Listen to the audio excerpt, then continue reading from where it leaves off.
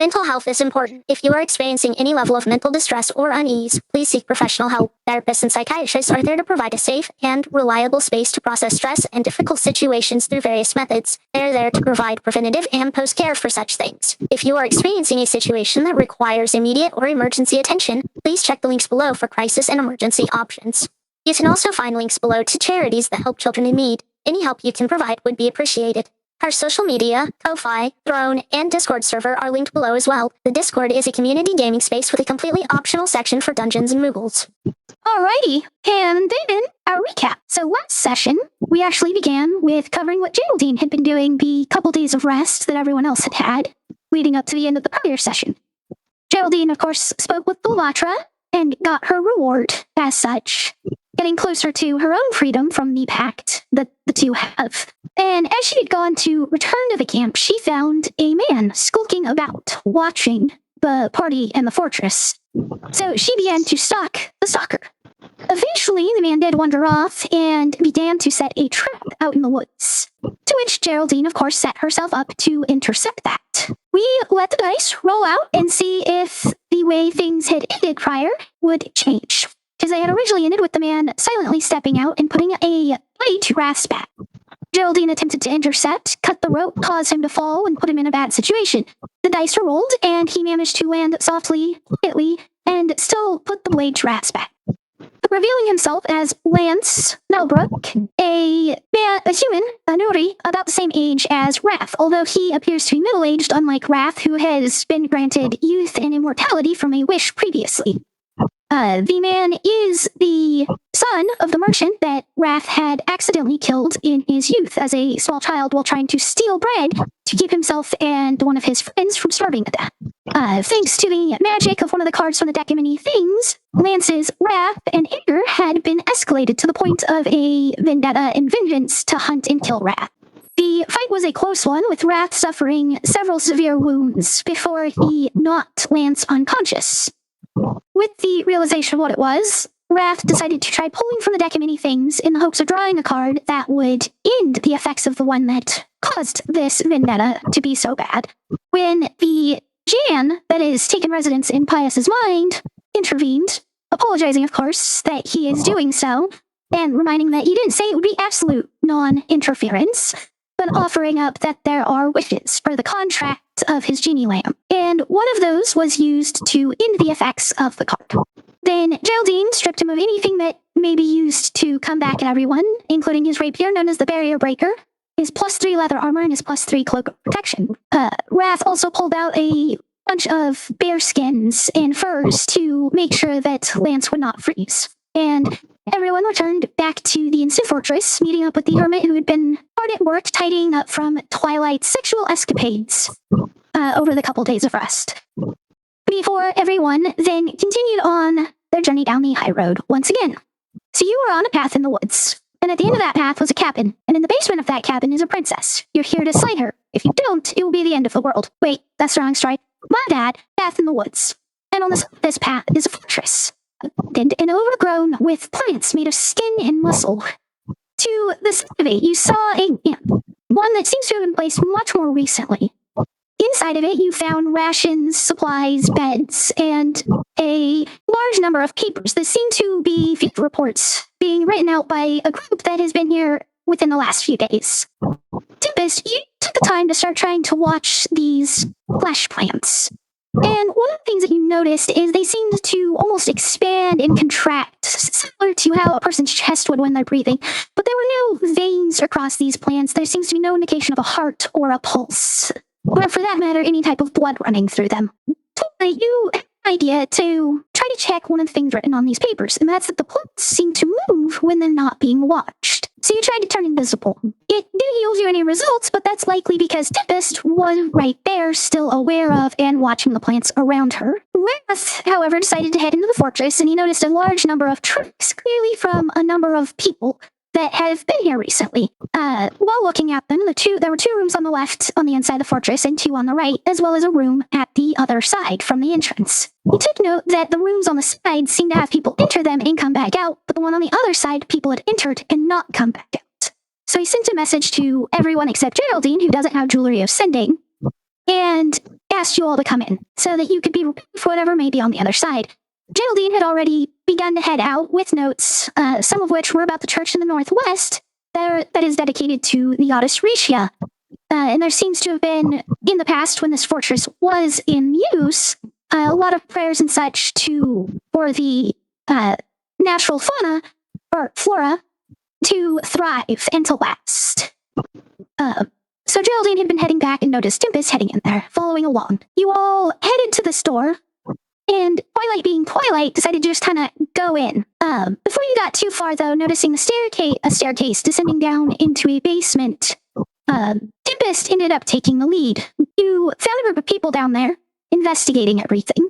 One of which was clearly a captain over this unit of soldiers. And you can tell that they are a unit of Keinherst mercenaries. So where we're beginning is with Tempest stepping out off the bottom step and into the room, making herself visible, with the captain turning around and noticing her. What are you doing here? As the captain begins to draw their blade, you notice them falter for a moment, seem to, even through their helmet, almost have this look of confusion on their face, as they clearly are looking at the wool skull that you have pulled over your head, Tempest. And you can barely hear it as their voice drops. Wait, are you Tempest? I am. Can I assume that you found that out from possibly my aunt or uncle? Yes, your aunt, Raven. She's the lieutenant over all of our units investigating the Highroad. She was here, well, not here, but a little ways up the road. She met up with us 4 or 5 days ago. Made sure to let us know that you were traveling with a group of adventurers down the Highroad on a similar task to our own. She wanted to make sure we were prepared and, well, didn't lose our lives in a senseless fight. Well, that definitely makes things easier. Though it would have been nice if she gave us a heads up to you guys being out here. From glad, my though, understanding, that you don't have to fight. of course, it's always a good thing when you don't have to fight. Reaches up and pulls his helmet out, letting fall very well-kept golden blonde hair. It falls just to his shoulders, and you can see his ears are pointed. He's an elven man with a very beautiful face. To my understanding, though, you already knew that we were on the road as well, that there were multiple units of the mercenaries out and about. You've encountered some before, I do believe. I have run into a group before. Managed to save them from what could have been a very long imprisonment. Though we are aware of all of you out here, we don't quite know when we'll cross paths. And she'll pull off her helmet or her skull as well, meet his gaze. I see at least one of your companions standing behind you. May I ask your name, Dragonborn? To which, of course, Wrath responds with his first name, not his full name. Where are the rest of your allies? I don't see them at the moment. Are they off exploring the area? Actually, do you guys want to come out? I can guarantee this isn't going to be as bad as we were afraid of it being. Jess, I don't know if you were able to read my message. Geraldine is still hiding, listening. Just try to get a vibe of the situation, and I was wondering if I can roll an insight check. Absolutely. Go for it. Okay. While you roll that, Yes, please. Deuce, hello. Hi, I'm here. You are here. In the interim, Ice did not give up control to another entity during this time, but he's been kind of not all there, more just going with things, not fully perceiving things. But you are at least aware of all the plants in the fortress and all of that, so you're not just suddenly coming back to consciousness in this moment. It's more your brain fog is slipping away and you're fully aware of what's going on. Okay. He'll step out whenever Tempest says to, if he's there. Yes, Okay. I already directed for it. yeah, with your 12 insight, Gerald, you did believe that he would rather not fight. You can see that all of them are a little bit worn. Their clothes are dirtied, and they have definitely been in prior fights, because there are tears in their clothes, dents in their armor, scratches. A couple of them look like they normally would be wearing helmets, but the helmets are just missing at the moment. With the exception of the captain, whose armor seems to be immaculately clean and in good repair. But you can get his intentions about the party while looking over him. Okay, good to know. Geraldine is still, just behind the corner, listening in the shadow. At the moment, She is there, so if they turn at the corner, they can see her, but she's not showing up. Your aunt was right. I would You agree do with you. keep interesting company. An angel, a dragon, an automaton, and you yourself, practically a demon. I feel almost inadequate, along with my men here, mere elves, dwarves, and humans, in the presence of powerful individuals. As a warrior, I'm sure you know, we go through many things that shouldn't be spoken of to get to where we are. And truth be told, my journey led me to this odd mixture of a group. But Well, as I must long as say- it's good fortune for you, then I won't pry further into your personal affairs amongst each other. trust me, at some point, I want to know what my aunt is telling people. But that's for a later time. You all look pretty rough. Has this place been that bad? What exactly is going on over here? Well, it's not this place alone. The Lord sent us out. Oh, how long has it been now? 5-6 months ago. We've investigated quite a few locations off of the high road. This is probably the closest to the high road we've actually been in this time. So many creatures, beasts, monsters, unexplainable things we've had to deal with on our own journey. I understand that all too well. After all, we're all tasked with clearing the road itself. Though you piqued my interest. What kind of things were you guys even looking for out here? Well, after Raven, she met up with us probably about 2 months ago as well, not just once a couple of days ago. She communicated that the Lord had hired heroes to help clear the road as well. We were tasked with, of course, identifying problems, dealing with the ones that we could, and calling for backup, so to speak, with ones that we couldn't. At the moment, this place seems to be a task well beyond our capabilities, so we are just trying to gather as much information as we can. We don't want to ask for reinforcements and have them come in blind and then be punished subsequently when they are killed. Well, I'd say you made the right call. Honestly, we're probably the best help that could have walked in on you at this moment. These are far cry better than simply better trained soldiers. That place above, that was your sleeping quarters that you set up, right? Yeah, the tent is our sleeping quarters as well as our office space. Right. Well, I'm assuming you've been here for quite a bit, and this place probably isn't the best for proper discussions, but if you don't mind us assisting in the matter, why don't we reconvene in a better location above? That's fair. We've been investigating this fortress for a few hours at this point. Ben, I think it's time for a break. Let's head outside. Members of this unit have been standing there just kind of watching things as it's been happening, but they almost seem to breathe a sigh of relief just at the thought of leaving the fortress. Geraldine will go in stealth and try to leave before the rest of the group, so they cannot see me. I will try and not say that I'm definitely going to make it. You're fine, because you're kind of already hidden, and of course, all the unit has to come over to the stairs, then up, and the rest of the party is also there in the middle, so you have a chance to get up before the party goes up, and in turn, the soldiers themselves. Okay. So, do I consider myself hidden for now, or do you want me to roll? You're hidden for now. Depending on where you decide to place yourself after you go upstairs. Fair enough. For now, I will be just on the periphery, observing from behind some of the ruins or some of the trees. Try not to stay too close to the trees, not to touch them. But I will see where they're going and follow. Yeah. Oh no! We gotta stay right there. Hold on, I gotta block them.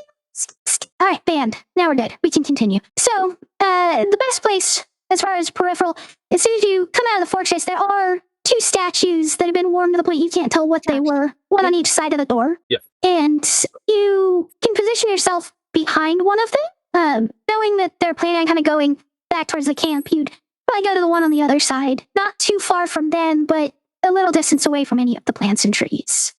Sounds perfect. I'm going to attach myself behind one of the statues, almost like a gecko, and just wait. Alright, so, I'm still invisible, correct? did you reactivate your invisibility? It only lasts for 1 minute at a time. I think I did. I don't Yeah, know. I You say did, you've but- gone invisible again? Yeah, I'm invisible again. Okay, well, his comments about the angel, at least, right, Arata never said anything about an angel, but, the unit themselves, once you come out the door, kind of just, they start heading back to the camp, with the exception of the captain who's trying to stay close to you, Tempest. Not speaking, but waiting to see if you had anything else to say. If you have any deeper information in regards to well, let's just say, how about those bush trees out there? If you wouldn't mind sharing that, maybe we can kind of put ideas together and really try to figure out how to stop all of this here. Well, I wouldn't say we know much about them at this moment. They do seem to almost move around, relocate themselves when no one's watching them. While down there in the basement, we did find some notes in regards to a wizard that had been in charge of this fortress millennia ago during the Great War. But so far, all we've found in regards to those notes are some of the experiments that they were performing. They were trying to create newer, better weapons of war. It's possible that those experiments are what led to the problem we see now. Well, if their intention was to use them as a weapon to disturb one's mind, I'd say they succeeded. Well, psychological advantages can be immeasurably good in combat, but I feel like they were trying to create something more destructive. A creature beyond the average person's comprehension. Perhaps, maybe they were researching mind flayers. There's a creature that humanity knows little about as it is. Perhaps they were trying to create a better one. Better being very subjective in this moment. There is so much wrong with that statement, but if you've seen and experienced the things that we have on this journey, none of this would truly surprise you anymore. I'll keep this as brief as I can, but we had a run-in with a creature that had the face of a rabbit, the body of a wolf, and the leathery wings of a bat at one point, and it spoke plain common. At this point, I doubt there's little that is truly going to surprise us. She just looks at him, dumbstruck smile on her face. Fair enough, I guess we're on equal footing there. There is something deeply, deeply wrong on this road. You're not wrong. And the further that we have been journeying, we've been noticing how bad things are truly getting along the way. Once we get up top, take time to relax. Maybe we can not only get a better idea of how each of us is in character, but we can start asking some more deeper questions as well pertaining to the situation. So, by this point, you've made it back, like, all the way to the tent. Oh, by the way, if anything is slightly disrupted in there, I do apologize. We do have one member of our party that's a bit uncontrollable at times. I'm sure they're still better controlled than a lot of beasts in this world. I guess you could look at it that way. But, on the flip side, as long as she's willing to stay invisible, I don't think you'll have to deal with her much. You start to kind of scan around at this point when you say invisible. Twilight, I want you to roll a stealth check. You have advantage, so 2d20, take the higher. Me? I'm rolling it? Yes, you are rolling. I didn't hear my name. I'm sorry. Okay, dice roll. I don't know. My computer's not letting me roll anything. Keyboard's not boy. working. Can you roll it? Yep, does someone just want to roll a d20 while I pull up her stealth bonus? Or 2d20? Yes, d20 I'm plus. sorry, guys. No worries, Twilight. So is a 2d20 because you have advantage. Plus, what's your bonus? I think it's 6. Just Plus 6, okay. roll 2d20. I'm gonna find her bonus. It's 6. Okay. Anyway, an 21. 18 plus 6. It's It's 15 plus 6. Oh, sorry. Yes. Yeah, Right. you're good. I was looking at the You're result. Yeah. Sorry. Yeah, so My bad. 21 compared to his 10. He looks around, but he doesn't notice, like, your footprints from where you're walking, standing, etc. But he'll turn back to you, Tempest, his focus back to you. Well, we don't really have chairs or anywhere to sit, but I'm sure all of your legs are tired, and sitting on the ground may still be a nice change of pace. It's definitely not unwanted or unwelcome. Luckily, we do get our downtime when we need it. Now I ask you all in Of course. return, what have you all been doing for food? We trap deer, rabbits, small game when we get the opportunities. We came with an abundance of salt, and we of course have basic cooking supplies so that we can cure the meat, make it last as long as possible. We luckily have someone with us that does know a little bit about cooking, is able to prepare, breads and basic things, as well as, of course, rations we brought with us. Plenty of beans to eat, as boring as it gets. When's the last time any of you have had a proper meal in a kitchen? One of the other members of the unit kind of chimes in. Had a home cooked meal in almost 6 years, but that's because I don't know how to cook and I don't have a family. Oh, that's depressing. I'm so sorry. I think the sentiment's fairly unanimous around everyone. A good home cooked meal in at least 5 months since we started this journey. Some longer, of course. I myself probably haven't had a good home cooked meal in close to a year. I'd barely gotten back from my last job when I was sent out on this one. Well, if any one of you truly wants to get creative, we do have a kitchen available. And think of it as a thanks for being so relaxed with us. You know, because we encounter a lot of questionably violent individuals along this road. Honest, it probably wouldn't be as relaxed if it weren't for your aunt telling us about you, in all honesty. And none of us want to get on her bad side. The last man who defied her was strung up naked from a tree for a week. Wow. She always told me that those were just exaggerated jokes. So she does do stuff like that. She has Well, quite a heavy okay. hand when she needs to. And yet, her and me are expected to fight each other one day to see who's truly strong. Well, But all the luck in the world to Anyway. you then. so far, it's been going a long way. But yeah, and she kind of, if she's able to, kind of gets the door set up right by their tent. Anybody here want to try their guild hands at preparing something truly delicious for tonight? Opens the door wide. Geraldine, did you move up once everyone else kind of passed you and got closer to the tent? Yes, I'm literally just outside the tent right now, listening. Okay. Still listening, still just waiting for the right moment. And I was going to say, now that Tempest just opened the door for them, so I'm guessing there's like, okay, we're inviting them in. At that point, I will probably almost nonchalantly just walk into the tent and walk into the door. I opened the portable kitchen door for them. Ah, the portable kitchen. Sorry. Yes. It's still a door. She literally set a little tiny door, put the key in, and then it just popped up into a full-size door, which she was putting basically at the entrance of the tent all the same. You are free to change your mind and not enter through that door if you'd like. Or you can still just walk into the kitchen. I mean, I'm usually the one that does the cooking, so yes, I will just walk into the tent and go straight to the kitchen. Probably making them jump on the spot, but that's another story. Most of them do at least jump a little bit. Mostly like a hand down to their blades or whatever weapons they have on them. The captain, though, just kind of sighs. You could have warned us at least that you had a companion with similarities to a mind flayer. I just tilt my head creepily and I smile at him. No offense, please. I'm not that kind. Anyway, what do you guys prefer? It's like a cacophony from all of them. Some of them talking about steaks. Another talks about, a good home-cooked lasagna. One of them starts talking about curry. They don't seem to have any type of agreement in what they would want to eat. Okay, I make a couple of suggestions down a small list. I read each of my and I put it on the table. That's the dinner. Come back when I've done. And I just walk into the kitchen. The captain comes over, kind of like picks it up, looks at it, sets it down, and he doesn't go all the way into the kitchen, but he does like step just right there at the threshold. Thank you. And my apologies. I didn't mean to offend. It's just tentacles from the head can be a little disorienting when you're not expecting them. So my apologies again. You are, as you said, definitely not a mind flayer. So that was rude of me to compare you that way. I literally turn my head almost 180. There is a little crack sound when I do that, and I just smile at him. Apology accepted.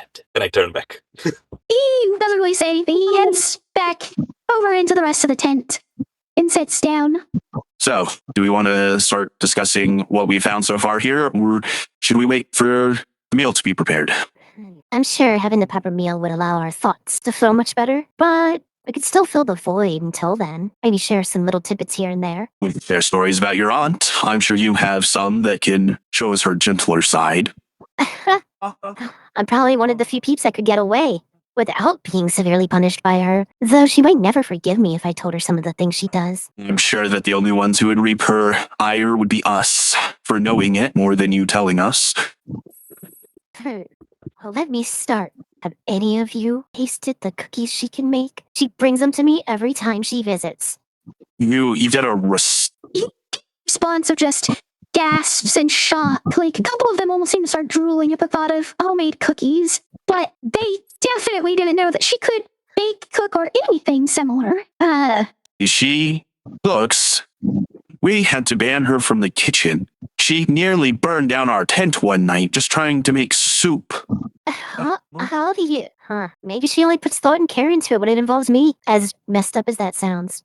To sit around, tell stories, talk about things. Geraldine, it takes you between like a half an hour and an hour to actually finish cooking everything you're cooking before you can bring it out to everyone. And I come in with 2 or 3 trays, one of each arm, actually a couple of each arm, like almost like a professional waiter, and just holding them with my hair tentacle just in position so they don't fall on the side, and I, towering over everyone, putting the trays on it, and etc. Look, everyone, just dig in and just smiling, happy.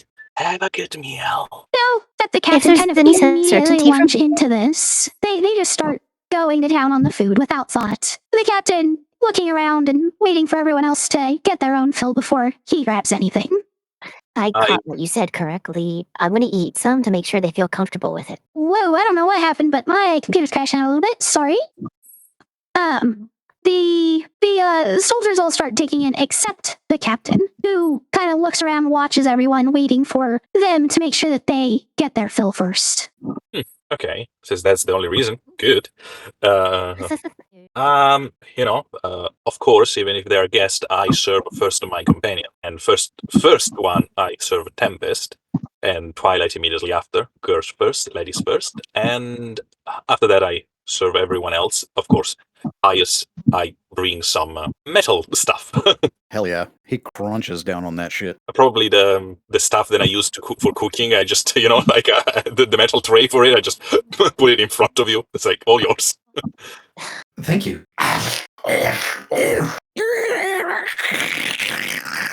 Just hear grinding noises as he chews and swallows. Taking the term lick the pan clean to a whole nother level. I would if I had a tongue. Fair enough. Why is everyone looking at me like that? Is everything good? They're not just used to it. So, Captain, I didn't get your name. Just your insult. Oh, yes, of course. I should probably introduce myself. All of us should, honestly. You can call me Valen. I gave up my family name decades ago. Oh, bad reputation? Not so much a bad reputation as I disagreed with the way they believe our family should continue. Oh, understandable. Out of curiosity, forgive a girl for being noisy. Can you whisper it to me? Just to satisfy my need of info. He leans in close to you. You tell he's trying to do this out of a gesture of goodwill to build trust specifically. And he whispers into your ear. It's Raven. Does this name ring any bell, considering the extensive studying I'm doing on the road and the people that I'm involved with? And a very fresh bell at that, as you recently parted ways with Iris Raver. Yeah, remember that, but, just to be sure. I nod. Interesting. Thank you so much, Captain. I give a glance towards Tempest. I smile even wider than usual, and I just stay on the side. I really need one of those things to communicate with your mind, guys. Oh, sorry. No, you're good. The captain, noticing that most of the men have started to finish eating their fill, turns his attention back towards you, Tempest. Well, it looks like my men are satisfied for the time being. Where did you want to start with what we've discovered here? Well, let's see. Everything's very messed up. Clearly, we're trying to find a way to fix the situation, and I can't quite remember. You were saying that someone may have been responsible for this? Well, at the end of this fortress's use as a military base, the head of the area, his rank in the military at the time would have been equivalent to your aunt's, actually, a lieutenant by modern military standards. It was a wizard. And as is very true of wizards most of the time, they, of course, love to experiment. And those experiments do not always go as planned. Of course, there's no evidence we've, in terms of maybe research or specifics tying to his experiments, we haven't found anything yet. There is a tower on the northeast side of the area. It's likely where he resided, but we haven't gone investigating it yet. We want to be sure we find whatever we can before entering there, as it may be the most dangerous part of the area. I wish to ask, and if you absolutely can remember anything in relation to this, have you in your time here come across anything that could have possibly hinted at some sort of crystal, gem, anything of a certain purple color? We've found some information in regards to the wizard researching a type of purple crystal, yes. Nothing specific about what he wanted besides using it as a weapon, its potential utilization as such. Of course. Well, there's the starting point of all this, at least. Ha. By So here's the starting point, thing. do you mean starting point of the investigation, or starting point of what's going on now? I'd say what's going on currently. It's the starting point of when things started to go wrong. We've encountered many of these crystal-like gems. They resonate purple. They corrupt. They disrupt the harmony and the balance of everything around it. Nothing good ever comes from those. And if he was looking to work with it in some way, no doubt he fell into a state of madness. That's quite the bold claim, seeing as Lord Keinherst and Eldwin, the family has been passing down a purple crystal of sorts of their own for several generations at this point. I wouldn't say I've seen madness rise in any of them, at least in the historical texts, or, of course, the current Lord or his ancestor, who I did get to know for a few decades before he passed. Fair. Interesting. Right. I'm gonna have to think on that one a little bit more, but I'm sure I'm gonna have some input to add to that statement later. Well, perhaps the crystals themselves aren't the problem. Perhaps it's those who interact with them. Ill intent, in a way, those who are already of a misguided mind. Yes, something to that effect. I mean, especially when put in the context of weapons, tools are only truly as dangerous as the people who wield them. Very, very true. Well, let's just say in this situation alone, and we will touch base on the other stuff at another point. Say this wizard did, in fact, succeed in what he was doing, but at some point, he went off the rails a bit. I'm gonna go out on a limb here, but maybe he did successfully get that crystal to work the way he wanted, in a sense. It's stored somewhere here, and that energy might have resonated out, causing this disruption that we're witnessing all around. Well, let's say these crystals really are as dangerous as you say, and corrupt whatever they touch. That would make sense to a degree, but I feel like the damage would be more significant than just these plants. It has been nearly 1,000 years. Yeah. Unless he had, let's just say, maybe he had some unique goal in mind. Maybe what we're seeing here is not the completed effect of what he was actually trying to achieve. Of course, this is all Maybe. speculation. Yes, of course. We would obviously need to continue our investigation and see if we can find any evidence as such. But do you think it would be possible to seal away such an object? Or would that be beyond the bounds of mortality? From our experience, such objects can be cleansed, but it takes a powerful force of energy to do so. If you are not true in heart and true of your own convictions, it most likely won't work. Then perhaps he found a way to contain it, at least mostly. Perhaps a magical box of sorts, a chest to seal it, its effects slowly breaking through his not as rigorous convictions. Hey, yeah, temporarily contained, but it will break out eventually. But that's why we're here, right? Yes, that is exactly why we are here. This would be the exact type of problem we need to deal with if this road is ever to become usable again. Wow. My suggestion is, as soon as we can, we should spread out, see what we can find. And based off of these speculations, I can tell you're a good leader for all of your men. So I really want you to consider one important thing. If there is any type of doubt, uneasiness, waver in one's soul amongst your men is not a sign of weakness, but rather, don't let them wander off too far. Don't let any type of malicious corruption enter their own minds. Definitely keep an eye on that, but let's look for what we can as soon as possible, possibly bright and early in the morning.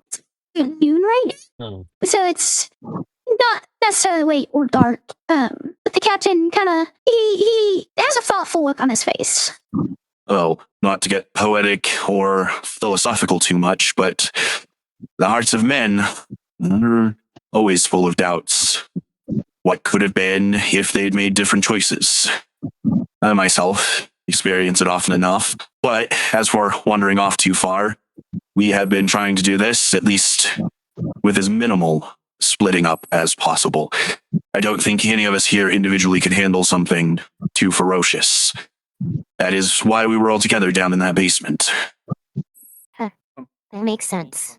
He looks across all of his men. I guess at the end of it all, what is driving each and every one of you? And you hold on to that thought until this is over.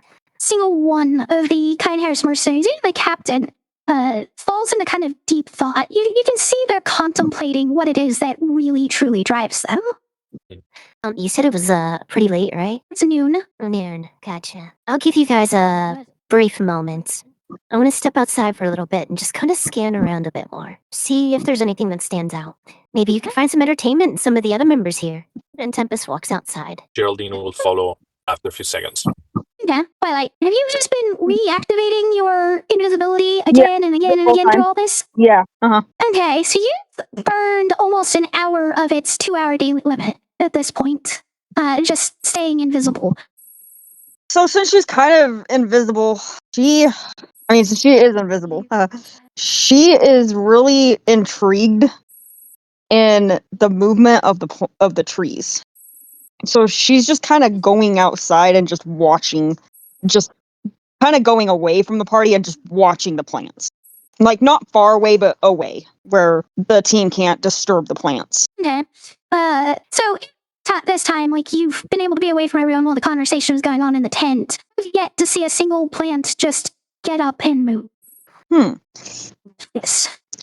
Anyway, as you and Bath are basically left alone with everyone in the tent at the moment. You cut out. I assume you're talking to Pius? Yes, Pius, what are you doing Oh, my in bad. the tent? Pius is just sitting there in thought.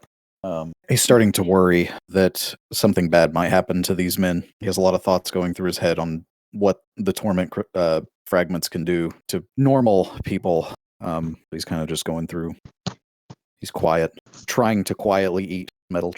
Quietly eat metal. A task that is incredibly difficult. He's trying, though. Okay. Tempest, go ahead and give me a perception check, since you're going out and scanning everything. Geraldine, you follow out. What are you doing once you follow her out? I'm going to get closer to Tempest.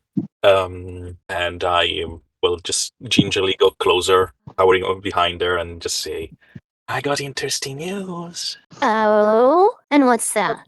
So, our elven captain, you know that little lady we saved a few days ago?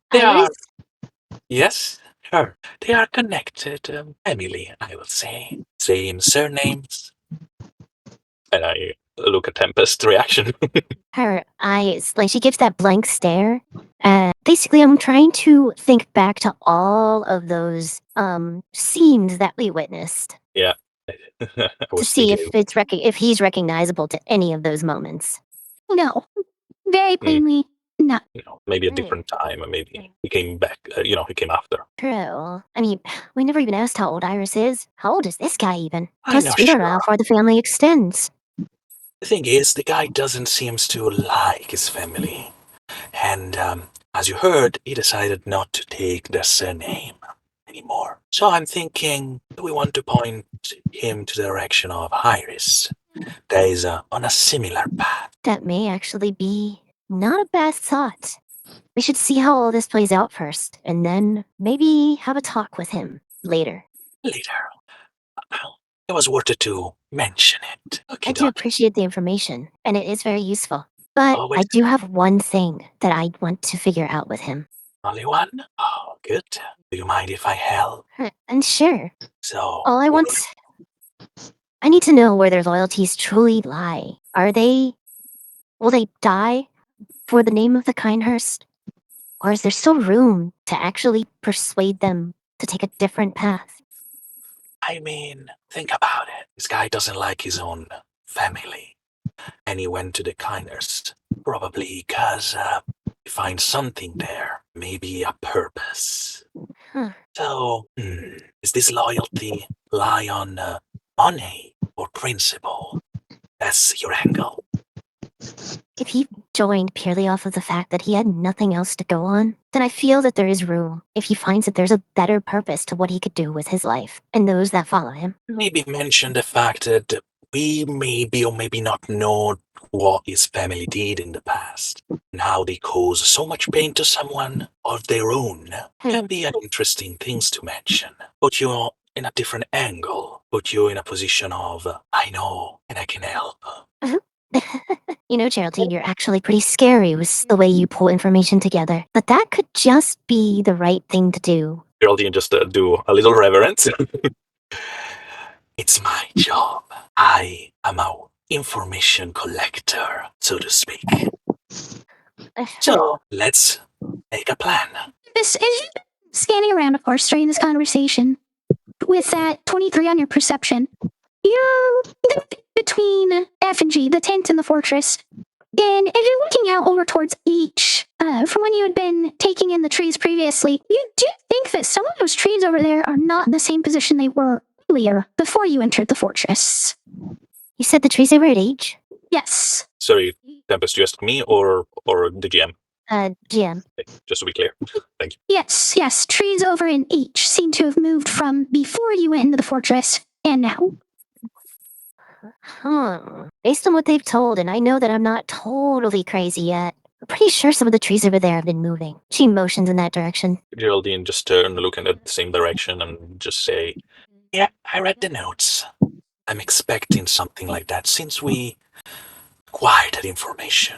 Another point is, he mentioned a mage, but this place was a temple. So are we completely sure it was just a mage, or maybe some kind of druidic practitioner?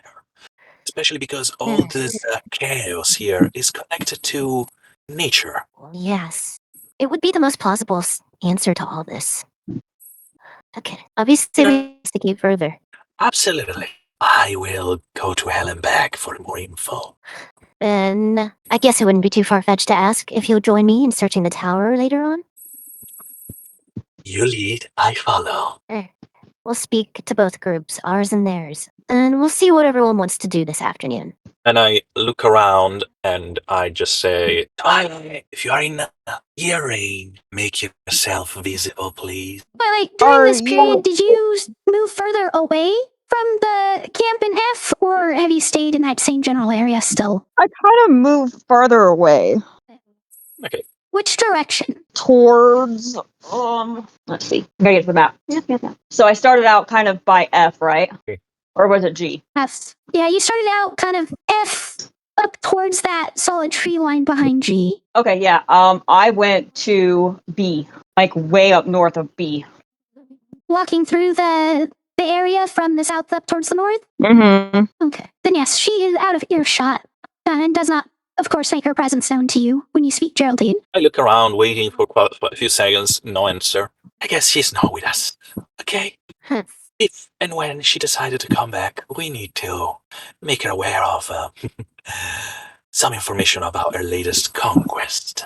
Fair enough. We should probably also get Bias and Wrath up to date on things fully. Absolutely. And by the way, I don't want to do it, but I could probably almost guarantee to track her easily by smell, if it's that, important to find her. Not right now. I mean, it was just for later when we need to all go. Yeah. Okay, good. I will leave you to what you were doing, but I just wanted to share without anyone else listening. Fair. Do make sure that, this isn't freaking them out or something, just staring off into oblivion. I mean, they didn't freak out because of me so much. Pius is not so scary yet. But as you decided, I will go back in. 2 scary monsters are better than 1. And you're in the deep. And I just walk back into the tent. So, Bias, basically your main one, just a minute or so after Geraldine and Tempest leave the tent, you're sitting there eating your metal. a couple of the Keinherst mercenaries start pulling out like board games. One of them pulls out a game kind of similar to Sorry, and another ends up pulling out a checkers board. And they all sit around and kind of start playing games, and they invite you and Wrath to join. Yes, I love checkers. I'm very good at checkers, actually. All right, then who's your first opponent? You have your pick. Whoever wants to lose first. Haha. The mercenary that had been pointed out as being the cook, he kind of jumps up at the thought of it and heads over to the board. Aha, my first victim. Come. Be amazed. He sits down and acts like he's cracking his knuckles, but it just sounds like metal grinding together. All right, go ahead and roll 3d20 plus your intelligence modifier. Oof. God caps lock is on. Look, 18, 10, and 9. simple. We're just going with straight total. They came out. Oh, okay. 28 verse 31. You are the victor overall for your games over the roughly 20 minutes that they were outside talking. Before Geraldine heads back into the tent. They were close games, though. A challenge, no clean sweeps on either side, but you are the victor. Ha. Yes, I still got it. Over to Twilight. Wandered up through B. What are you doing as you're wandering through there? Twilight, are you there? Uh-oh, What? did we lose Star? There we are. Twilight. No, sorry, you were cutting out really badly. Oh, geez. So you are I did not heading even hear up my through name. B. Okay, so you are heading up through B. Mm-hmm. What are you doing up there? Are you just kind of wandering around and looking? Or are you trying to do something Um, specific? I was thinking about maybe casting Awaken spell, just to kind of see what, just to kind of see how to track if there's like any magical pathways that lead to a creature that's creating this, or if there's like any magical pathways that can actually give me a sense of why and how this town is cursed. So, Awaken is not going to help you follow paths or anything. Awaken gives sentience to a plant or animal. Okay. But you are trying to trace back the problem and try to find the source, Yes. basically. Okay. Right. So, notice pretty readily as you're heading into this area and looking around, the trees are set up like they were intentionally planted to create kind of a natural fence line around the area. But there are still trees and bushes and flowers throughout this area. And kind of towards the center, there's this worn down fountain. There's no water in it, frozen or otherwise. And the statue of the fountain's been worn out to the point that you can't tell what it originally was. This entire area seems to have been a garden of sorts that had been constructed. Although at this point it is a garden of horrors, with every plant being these fleshy stalks with nails instead of leaves and hair coming down from some of them. As you start to make your way up towards that fountain in the middle, making your way towards the top and looking for clues, you are attacked. What is that bonus? It is plus 10. Can you repeat that? You're really breaking up, Jess. I do not know why I am breaking up so badly tonight. I shouldn't be. My computer is certainly not being pushed. Do you need the entire thing? No, just the little bit of what before the roll. You are attacked. Oh, I'm attacked? Yes.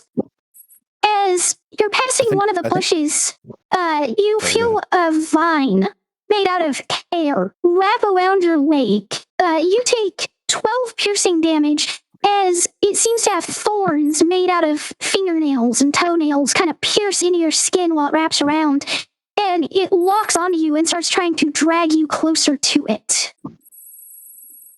Okay. Do you just let it? I was trying to see if I have a reaction to this, but I don't think I do. You Thought do I not. did, but I don't think. Yeah, I didn't think I did. She's gonna try to get out of it by like flying. Go ahead and roll an acrobatics check. I should ask, are you capable of making one of those rolls finally? You mean because of the visibility? No, because you were Are not you- able to type in stuff before. Yeah. Remember, I Are rolled you it. actually able to roll now? Oh yeah. Okay, good. Yes, I got my computer running. You have a +6. It just keeps kicking me out every time when if I don't move my mouse, it goes to sleep, and so that's what's taking me. There we go. 22. 22. as you're trying to fly up, you are able to break its grasp and break free of it. Well, Twilight's pissed off at this point. Okay. Can she use her wrath of her staff of swarming insects? Yeah, you can summon a bunch of insects, a swarm of insects with it if you'd like to start attacking the plants. There's that, but then I think I have like was it the red moonberry that I have a berry here that it's kind of like I have like a berry that I have no idea what it does, but I know it's pretty potent. Is it the red moonberry? The red moonberry, transforms whoever eats it into an animal. Okay. Or was it the weeping lily? So you also know what that does. That causes whoever inhaled it or whatever to go into a coma. Okay, that's right. But they have to impale it. Okay, let's just do the staff of swarming insects. Okay, you summon a swarm of insects to begin attacking the creatures, the plants. Let me pull up the spell. Come on, load. You're taking too long.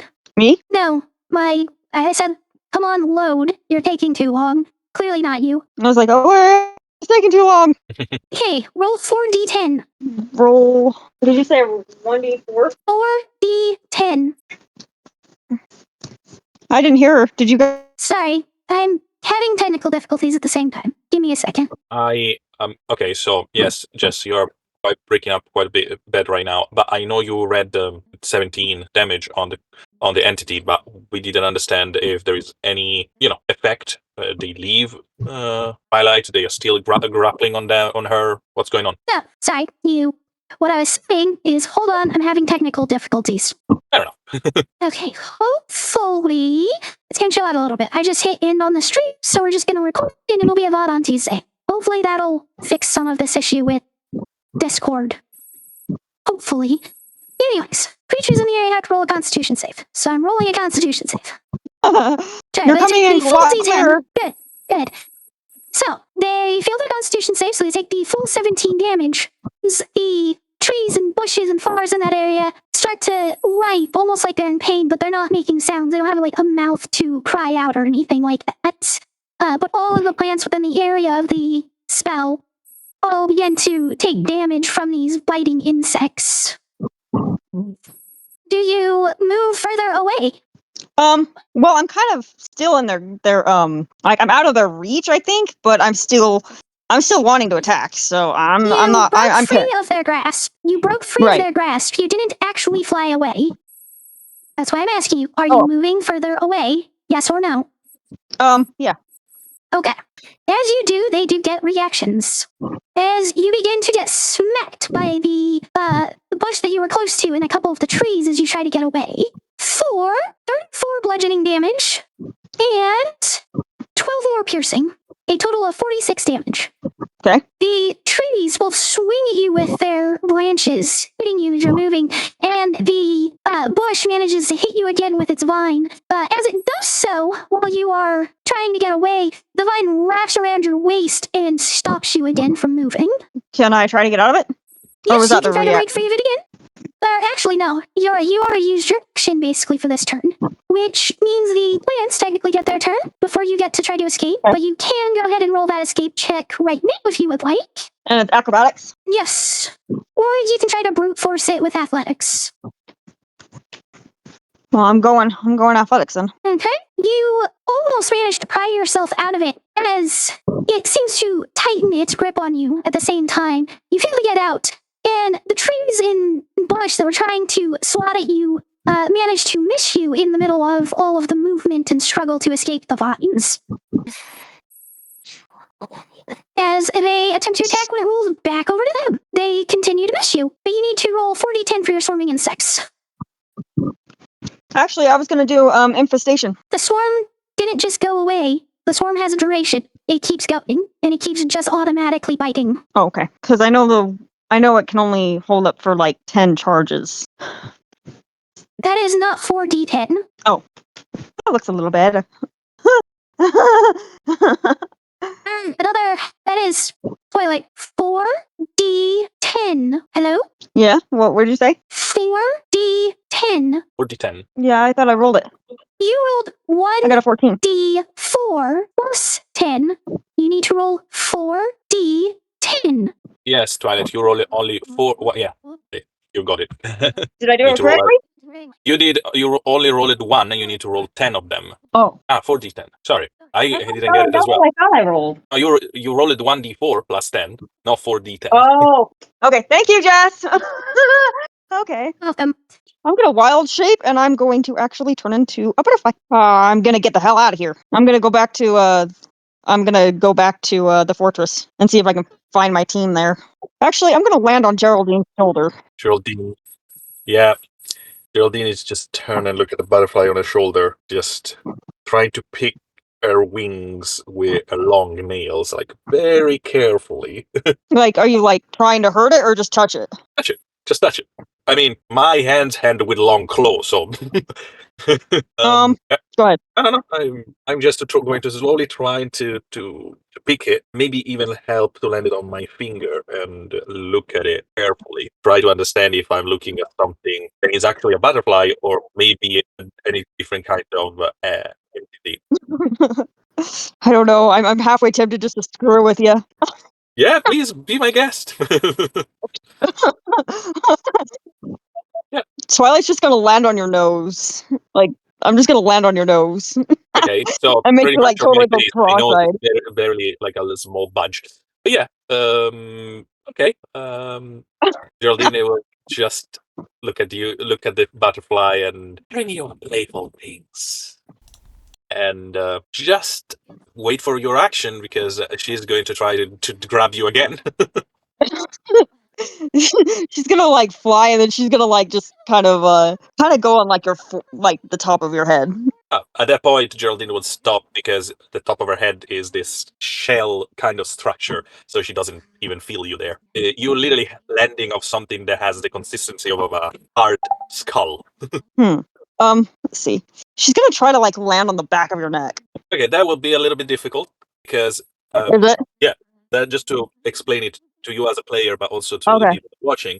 This shell structure goes literally just behind my head and turn in, Oh, okay. and from there, all my tentacle comes out. So in order to reach the back of my neck, you Oh, literally okay. need to go almost like a forest of big tentacle just dripping on my shoulder. So you can absolutely. It's going to be like this little butterfly just fighting against those heavy things that like almost like a jungle. I do that. I kind of want to just try to do it. I don't think it's going to be a difficult challenge, but the GM has the last word on it. Go ahead and make like opposed dexterity checks. Twilight, as a butterfly, you have a whopping +1 for dexterity. I don't think I'm gonna be able to do it, but let's see. Just dexterity, I have a whopping +5. Roll an 11. So maybe you're faster and etc. It's going to be an interesting thing. Also, Geraldine at the moment doesn't know where the butterfly is, so she's looking around, interested. Wow, what do you know? Well, you know, Yep. yeah. Twilight is You land on the back of outmaneuvering. my neck. Does it work? Yeah, you I land on think the so. back of it. And it's Nice. a What do you very think cold, of dark What do you think of space. this whole dance with it? Pius just looks at it and he kind of narrows his eyes, and then he holds out a finger, and you see some eldritch energy start to coalesce at the tip of his finger pointed at the butterfly. Like, are you like trying to shoot it or just like? Preparing yeah. to shoot. He's preparing eldritch blast. Oh fuck! You do lose sight of the butterfly as it gets to Geraldine's the back of Yeah. Geraldine's neck. Geraldine, could you hold that out on your hand, please? Geraldine doesn't know what the butterfly is, so she look at you like perplexed for a second. The butterfly, do you know where it is? I think I lost sight of it. Is it? Where is the butterfly as far as on Geraldine? The back of her neck. Yeah. Okay. So under all my tentacle hair.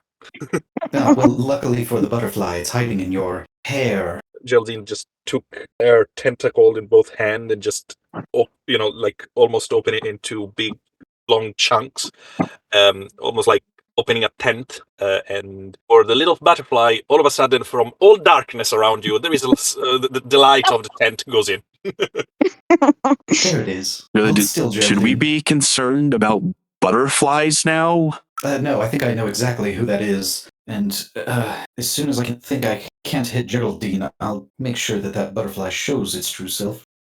With a precise blast right in its thorax. It's a very difficult. I mean, I'm in the trajectory of your blast, so if you don't mind, with one of my finger, I just flick the butterfly out of my neck. I'm a great shot. Go ahead and roll to hit for the butterfly. Strength plus proficiency. Oh, so okay. I try to bit. It's against your AC. Yeah. I was just double checking my proficiency plus my bonus and etc. Not very high, but Yeah. can I roll a natural one, guys? So I just flick my neck like a couple of times, try to remove it from it. You have time to Twilight, blast it if you want. Twilight, the movement and flicking motion does force you to move away a little bit from Geraldine, but you don't actually get flicked. Oh, I don't? No. No, I missed you. So I'm still kind of hanging on the back of the neck then, or can I reposition No. myself? Okay, I'm gonna repeat. Okay. The motion in attempts to flick you has forced you to Mhm. move away a little bit, but you did not get hit. Okay. Okay, so you could take a shot, but there is still a chance you might hit Geraldine. It's just a low chance. Yeah, I'll hold back. Okay. I don't want to hurt Geraldine. Well, what do you do? By what Pius said, that he knows what the butterfly is and etc. And I know that Twilight has a Y shape and such like. I will just say, Twilight, my dear, maybe it's time to fly off. I'm not your flower to pick. She flies off and she goes into the captain. Like, goes right onto the captain. As soon as she fly off, I grab her just and I not squeeze it, but like almost trap it in my hand, and I put it on the table. Here, just put her under this cup. Places a cup over her. Oh, I turn to the captain. That's Twilight. She's the funny one. So, how's it going here? Everything's good?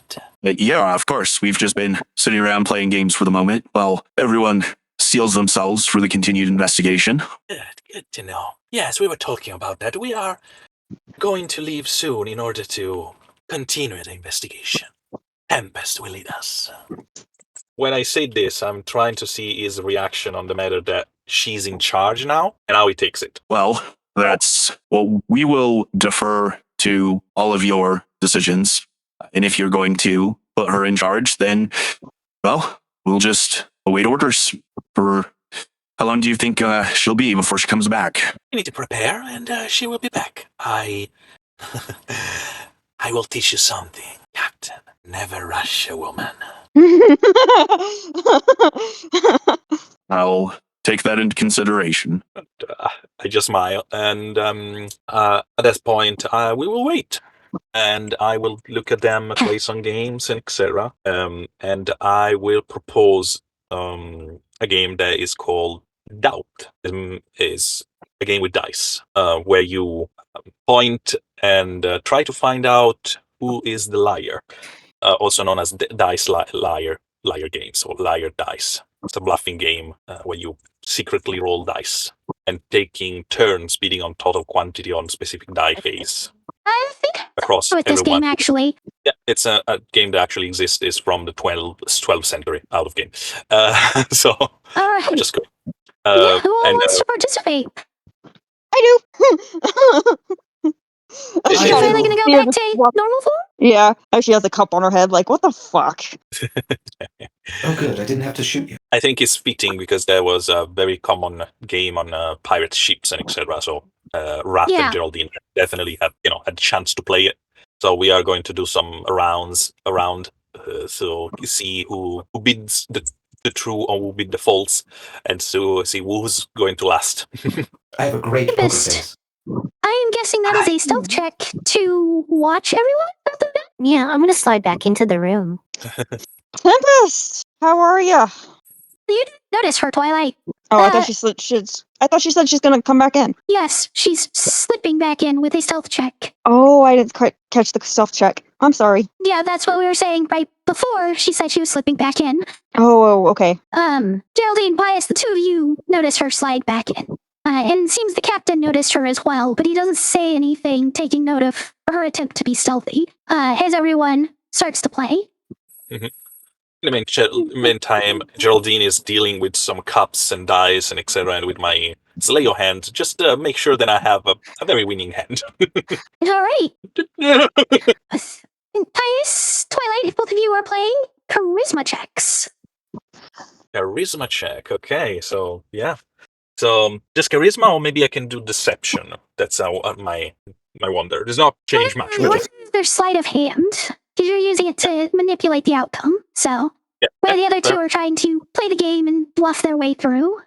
So after a few rounds of this game, either Geraldine is just an expert when it comes to bluffing and extremely lucky, so you think she's manipulating the outcome a little bit.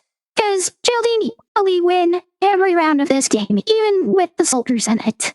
I'm a certain point when I think is enough, I will say, guys, I just had much more experience than you on playing it. And I just take my cup, my dice back into my satchel.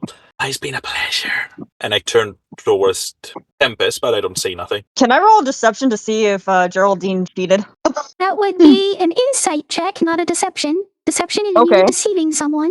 Right. Do I need to keep my 25 as before, or do I need to roll against it? Go ahead and roll a deception. Okay. Just give me 1 second. Insight, right? That's what it was? Okay. Yes. Yep. Yes. And in my case, a very good 16. So for you, I'm telling the truth. I'm just very good at this game. Yep. So it's been a little bit between the talking, you guys being outside, you coming in, you playing games, the time dealing with the butterfly in the middle. It's 1 o'clock now, and the captain stands up. So, as much fun as this is, we do have a job to do. Tempest, if you wouldn't mind, I think your friends have nominated you to lead our investigation. Where would you like us to go first? We do have a general layout of what's around here, if you would like suggestions. It's a good starting point. Have any of you gone to the tower yet? I didn't go to the tower, but I went up into I more wasn't of like asking you, Twilight. Oh, I thought you said okay. No, I must not have been clear earlier. We've avoided the tower at this point. We've kind of at least gone to everywhere else in the area, but we've avoided the tower outright. From experience and general knowledge that we've learned along the way, I do feel like that is the next place we need to go to. And honestly, the numbers that we currently have would definitely add to the security of our safety. Reasonable enough. So, who's going to lead the entry into the tower itself? I could. Honestly. Way to volunteer, Pius. Well, since I am technically a tower, I figure it's right up my alley. Fair Yet enough. another interesting claim from your group. A tower. It's a long story. Thousands of years, actually. Perhaps You've been around as someday long we'll as he have the has. time to get a brief synopsis of the story then. Unless we run out of time. All right. When you've been around as long as that one, you could only imagine when your mind starts to go. What is that supposed to mean? My mind is perfectly intact. I only cried a few times last week. Yes, and that in of itself is concerning. You should be able to cry. Well, So, it looks like our Whatever. friend here, Pius, volunteered. And she looks at you with a smug smile. He sticks his tongue out at you that he doesn't. It's just a little So light it looks like display our of a friend tongue. here. He will go in first. Captain, I think you and I should follow suit behind him. And our groups then can intermingle from behind onward. I'm sure everyone has their own source of utility that would be beneficial. He nods in agreement, and he kind of begins rallying the mercenaries, getting them up, prepared, making sure that their weapons are on hand, and that they're not leaving anything behind. Alrighty, everyone. The towers remain unexplored. If we haven't faced anything dangerous yet, we should be prepared in that event of something happening. All right, which route are you taking to get up there to sea? We're probably gonna go directly behind G, heading towards the back of B, and then we'll curve right. Head towards the back of B, like the north side? Like towards the north side until we get to that like opening area, kind of veering towards it. Once we see the Okay, opening in the so- tree line, we'll go through. Okay, so going through B, then. Basically. Okay. Oh, sorry. As you all... Sorry, what? I was saying back of G when we went up to like the high end of B. If it sounded like I said B more than once. Well, the But thing yes, is same gist. the behind G is the south side of B, and the back side of B is the north side of B. How are you going from one point to the other? through B, off to the side past D and A? Are you going across the backside of G over to H and then up past E? Yeah, we'll just say going through B. Making simple. Okay. When you're going through, you notice one of the bushes has just been like completely torn apart. It's just in pieces, strips of muscle and skin and nails just kind of scattered across the ground. And two of the trees seem to be torn apart pretty badly. None of them there's no blood on any of them, but the trees itself, there's large chunks missing from them. But none of I'm them sure do it doesn't anything. need to be. As we're walking, I'm sure it doesn't need to be stated, but we should definitely have our guard up. And pay attention to those next to you in case they seem off. Advice. I don't swivel. Just get to the tower. It's surprising that you hadn't seen it while you were over in F or even if you came up in G. Because as you stand near the foot of it, you can see that it's almost 20 stories tall. It easily clears the tops of all the trees, and the foliage, at least in this area, isn't all that dense compared to the forest leading up to it. So you're not exactly sure how you didn't notice the top of it piercing into the sky. The bricks themselves are dirty, but they aren't worn. It's as if somehow the marching of time has not affected the quality of the building. Well, that's already curious. There's some powerful magic in here. Agreed. Many floors to this place, too. All the more curious to the floors that may be underneath. And she's gonna pull out her scythe finally at the ready before entering. The captain, Vaylin, approaches the door, rips the handle slowly and cautiously, and then pulls the door open, motioning. Well, after you, my metal friend. It's pious. He walks past him. He nods, recognizing that you've given him your name now, and he follows in behind you. Everyone files in? Now, right there. Right behind them. All right, Twilight, Jody, both of you following in as well? Yeah, absolutely. I'm gonna do. I need to heal myself, so I'm gonna cast. Can I do Cure Wounds? Because I'm looking kind of bad here. You are looking kind of bad here. So I need to heal myself before I go into anything. Absolutely. So, first level, second level, fourth level, or are you going to use your 1/5 level spell slot to get the most healing possible? Let's do a level 2. All right. Roll 2d8 plus, I believe, 6 or wisdom. You heal 12 hit points. Okay, I guess that's enough. All right. So, as you enter from the outside, the tower appeared to be 30-foot diameter, so from one side to the other, 30 feet. But as you enter this first room, you notice it's significantly larger on the inside than it is the outside. You'd estimate about 100 feet? Entirely sure because of the sheer number of bookcases that are just randomly placed throughout the room. What's the lighting look like? Is it like dark? Is it kind of light? It's surprisingly bright because you don't see any like actual lights on the inside. And with the distance from the walls and the size of the windows you saw from the outside, you shouldn't be letting in a lot of sunlight, but it is brightly lit. What do you all do? I mean, Pius is leading, so I think we should just follow at this point. Yeah, that's what I was thinking. Let's just follow. And keeping an eyes open, also using our abilities to check description and things on the walls and other things like that, just to make sure that we got all the information we need. Alright. I think I speak for everyone when I say we are not rushing. We are just slowly take a step after a step in order to make sure that we don't lose sight of anything. Fair enough. Pius, which direction do you head? The bookcases are placed in a way that would prevent you from heading whichever direction you want. Did you come in from the south side of the room? Shit. Can I hear anything in this tower? Those of you and your comrades. Okay. Guess I'm gonna try and find the stairs to go up, if there are any. Okay. Are you gonna head towards west side first, north side first, east, northeast, general direction? Looking for the stairs first? Follow the walls? Yep. Probably the west. Okay. As you're all following behind him, you kind of have to, maneuver a little bit this way, that way, around all the bookcases as you're heading that way. It is very odd. Every single book seems to be identical. They're all the same brown-covered book. No inscriptions, no writing on the spines of the books.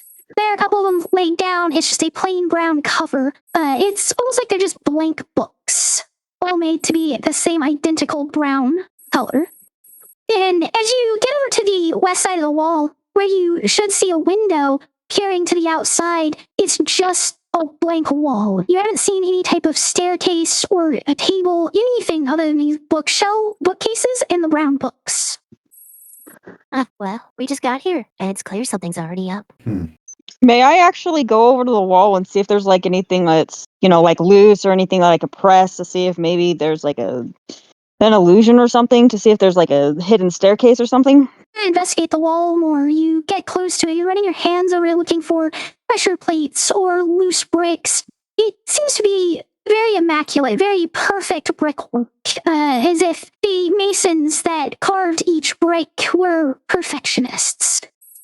Do you feel that the grain of the stone, though, seems to be significantly larger than typical for any type of stone?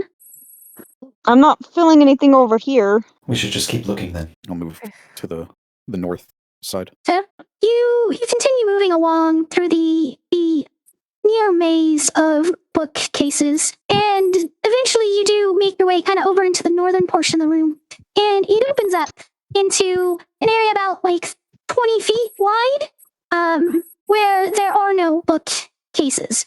The only thing in this area seems to be a staircase leading down. Is there any light down there? Yes, it does seem to be lit. You can't make out what's down there just because of the way the staircase is set, but there is light down there. Well, should we clear the lower floors first, just in case we get trapped on the upper floors? Lower floors. I really need to just keep my mouth shut before coming in to these kind of places. Oh, nonsense. We'll be fine. Unless there's another eldritch horror here, and then we won't be fine. But we don't know At least yet. we're experienced in that. Yes. Very. I'm very experienced. Your way down Well, this if everyone's staircase. As you all make your way down this staircase, every step seems to be this perfect, identical rectangle, carved out of the same stone as the walls. Each one of them with only a dull sound, as if the footsteps themselves are being dampened somehow. And you go down about like 10 feet, and it curves to the side, and you can now see at the bottom of the stairs into another room that seems to be filled with just desks upon desks upon desks, each one with papers, ink, and quills scattered across them.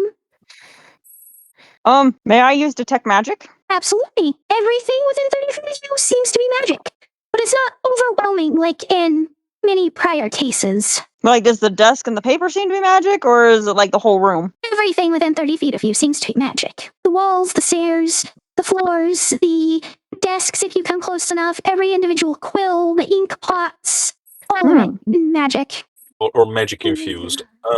Gem, I will take a glance and collect some of those papers and etc. Does these looks arcane in nature for me, or more like notes or other things like this? In order just to have To actually look at the papers on the desk itself, you notice that they all seem to be identical copies of each other, including damage to them. Like there's a tear along the right side about an inch from the top, and it's that damage is there on every single sheet of paper. More than that, not a single one of them seems to have any writing on it at all. They're just blank pages.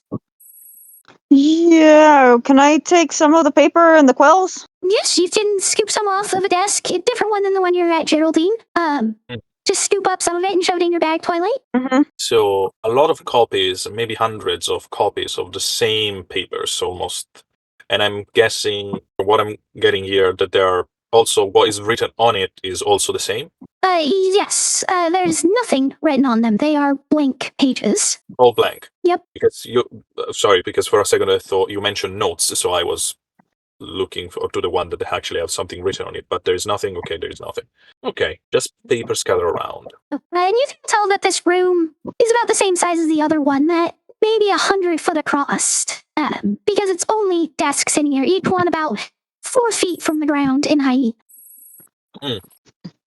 Those, in temples in ancient times, there were the miniaturists, the people that was transcribing books, and they were making handmade copies on things and etc. Does this setting looks kind of like that, or maybe I'm jumping to conclusion? The layout of the room and all of the desks, they do not look like that. The desks are all just kind of randomly scattered and placed around the room, the same way the bookcases were on the previous floor.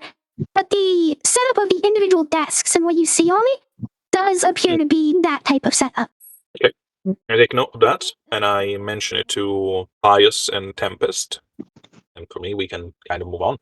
During all of this, Tempest is kind of just circling, not actually walking around the room, but from the center, gazing around. Like she's in deep thought of something, but not quite ready to say what she's thinking yet. Pius, you are leading the expedition. What are you doing? Oh, did I'm we sure lose we could Deuce? gather something. No, sorry. Do I feel a familiarity with this tower at all? Like deja vu? No, you do not. Seems oddly similar. Okay. Pi's just gonna keep marching on. Okay, so you came down from the north side of the room, and that's where the staircase came out, was the north side of the room. Are you heading towards the west, south, directly towards the south, or over to the east side? East side. Okay, as you all make your way over there around all of the desks, you get up to the wall, and you finally notice a window. As you get closer, about like 20 feet away, it's almost like the window just came into existence because you hadn't noticed one in the wall prior to this. It seems to be turned upside down, where instead of having the straight line, flat bottom with the curve on top, the flat line's on the top and the curve is on the bottom. It's also significantly larger than the windows you saw outside. They were only about like a foot across. And like a foot and a half tall. This one seems to be almost 5 feet across and about 7.5 feet tall. Once you get all the way over there and can take a look, if you look at it and you look down, you're looking down at the sky. What the hell? I instinctively look on the way we came, see if there is any difference. You don't see the entry to the staircase when you turn around and look. It seems to just be a wall now. Great. The place like to change. Hold on. What did you just say? Well, who's that? A place? No, sorry, Geraldine. I'm speaking to someone else. Oh, It's okay. a movie? What? I see. Well, I guess it's worth a shot. Just like that. Okay, got it. Sorry. This place reminds my friend of something else. Some of you won't understand what this is. Crazily enough, I know exactly what. I haven't seen the movie. The movie is like a theater, but you watch it on a box. Anyway, that's another story. This reminds Deuce of a movie called Labyrinth. Yeah. And possibly there's someone named David Bowie that might come out at any moment. Okay, and this Bowie is related to the place in some kind of way? No, he's the Goblin King. I know it doesn't make sense, but a place like this, it's very complicated, apparently. Not everything is what it seems. Geraldine, to the best of your knowledge, goblin societies do not have any type of monarchy or really much of a government system as well. They don't tend to put other goblins too high above others. They'll usually have a village chieftain that kind of helps coordinate things, but doesn't actually have, outstanding authority over the rest. Yeah, so I don't actually understand what the heck he's talking about. Okay, Goblin King, you said. Pius, let's say I get into these things your friend talking about. So there is this play, and there is a Goblin King in it, and we are in some kind of labyrinth. So Yes. this is helping? Well, basically what I'm trying to say is I might have some kind of insight into how this place might work, if he's right, which I doubt it. Okay, there is a artist. I see one of those painting. He does those rooms with stairs that goes up and down and in all intricate perspective. Yes. That's something like that. Yes, there's actually a scene like that in the movie. In this play you're talking about, okay. Yes. Good. And I'm guessing the hero of this play find a way to get out? Yes, in a way. Let me see. You said do what now? Are you sure? Okay. And he walks up to where we came from, where there's a wall, and he's just going to walk face first into it. So, back over there from the east wall where you were with the window, once you Yes. 20 feet away from where the staircase is, it's come back into vision again before you even get all the way to it. Aha! Okay, now I get it. We're It's a onto something. perspective illusion. Yes, exactly. Nothing is what it seems. That was kind of the theme for this movie, from what I'm told. Okay, makes sense. This movie, this play is called, you said, Labyrinth, right? Yes. Great. A fitting name. Hmm. Now, I'm not sure if this Goblin King is actually is going to shows up.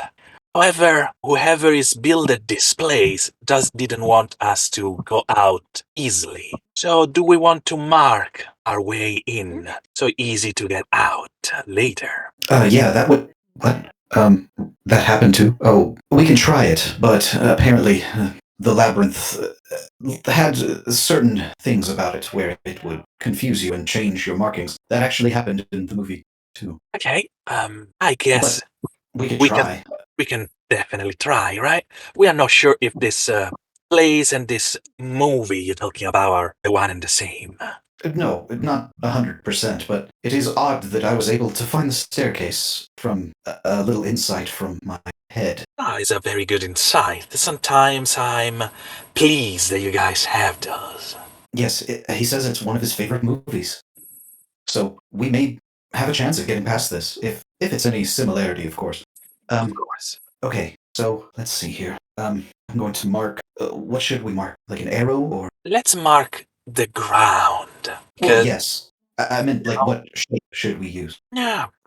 Geraldine thinks about it for a second, and she just, use her claw to mark, to just drag a sign of her claw on the ground. That's pretty recognizable, and I will understand the direction based on my hand. If it's being changed, it will be flipped or twisted in a way that I cannot make it. Perfect. So, as Good you idea. finish marking it, and you start to stand back up straight, you notice that it starts to close up the line you drew, as if the floor itself is mending itself of the damage. Ha ha ha, they play tricks. This is getting eerily similar. Yeah. Oh God. Okay. Interesting. Yes. Well, I guess we'll keep moving. We need to keep in mind that, and I turn to the captain, we should stick together. He nods silently, a very serious look on his face. Oh God, Yeah, I we think I'm crazy talking to myself. I'll explain all of that later, by the way, Vale. I think that the captain knows what a patron is, right?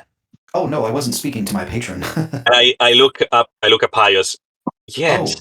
you do. Yes, right. Of course I was speaking to my patron. What? Sorry, my servos are very tired.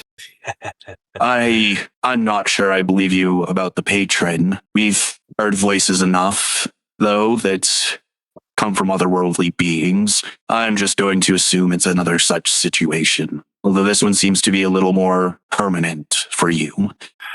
Yeah, I was a little reluctant at first, but he's actually not that bad. He just likes to sleep a lot. Anyway, right, tower. Okay. And Geraldine would look at Pius like, I tried, but you didn't make it easy for me. He just shrugs. You are currently back at the north side of the room by the staircase. You've headed over to the east wall where you found a window that just appeared as you got closer. And you've looked over these desks where everything seems to just be identical from desk to desk, and every individual paper seems to be a clone of the others. What's next, oh mighty leader of the troop? Didn't we just came out of this? Well, Oh. so we've been west, north, and south, or east? You were on the south and west walls of the first floor where you started, and then of course the north on both of them, because the staircase led from north of the first floor to the north of this floor. This floor you've been on the north and the east. Okay, I'll just follow it around towards the south of this. Okay. Are you gonna follow around the west side towards the south, or follow around the east side of the south? What the east side that we're on right now? Okay. Just follow it towards So the south. you head back over towards the east side again, where the window comes back into view as you get closer, and then you continue to follow the wall along towards the south side. And as you're watching the walls, already aware of things like appearing as you get closer to them, you do eventually see a staircase that just seems to appear again. Again, it's heading down. Oh God, more downward stairs. Well, here goes nothing. Go downstairs. Okay. As you all head down the stairs, it's that same meticulous carbon copy step after step after step, and you notice that your footsteps seem to be even quieter than when you came down the last staircase. But then you get about like 10, 15 feet down, and then it curves over to the side. As you continue heading down from there, and you start to see the opening to the next floor, what you see through this room just seems to be beds. There's bed after bed after bed just scattered across this room in no discernible organized pattern. Each of the beds is covered, though, in very fine red silks. Is there any sign of like life, recent life? None. Twilight doesn't care. She just goes over to the bed and just starts taking off the red silk sheet and just starts shoving it in her bag. You okay? Well, that's one way to get cursed. How she's not already is beyond me. It's silky! Yeah. It's not cursed. Maybe it's the entire problem. I bet it's worth at least 30,000 gold. I don't know about that. Maybe all of them together. I just want to verify something real quick. First off, Yes. Thais looked out a window, and looking downwards was the sky, correct? Correct. Yep. Yes, correct. Okay. And was only Pice aware, or was everyone else made aware of that? Most of you would have seen it if you were up towards the front of the group, at least. Okay, so definitely Tempest. All right, don't question me in this, guys. This is going to be really weird, but I just want to add to more of what the heck is going on and more of curiosity. She takes her snack bag and pulls out a slice of bread with jam on top. Okay. Okay, so the concept is the heavy side will always fall downwards.